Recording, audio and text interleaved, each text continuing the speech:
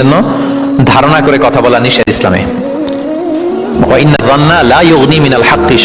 আল্লাহ বলেন ধারণা কখনো সত্যের বিকল্প হতে পারে না। আপনাকে সত্যটা জেনে বলতে হবে। আপনি ধারণার উপর কিছু বলতে, আমরা এরকম সমাজে অনেক করি, অনেক আপনি পাবেন।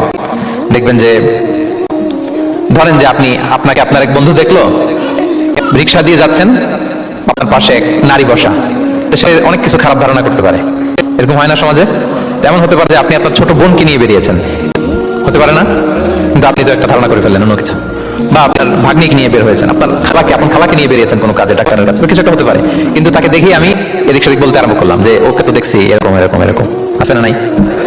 আমাদের সমাজে আমি দেখেছি যে কারো যদি ঠোঁট কালো হয় তো মানুষ ধারণা করে নেই লোকটা মনে হয় সিগারেট খায়। কিন্তু সিগারেট সেবন করা ছাড়াও কারো ঠোঁট কালো হতে পারে কি পারে না বলেন? এগুলো সমাজে প্রচলিত। বিয়ে করার পর ইমিডিয়েট যদি কেউ একটা গাড়ি কিনে বা হুন্ডা কিনে, এটা কি বলে বলেন তো?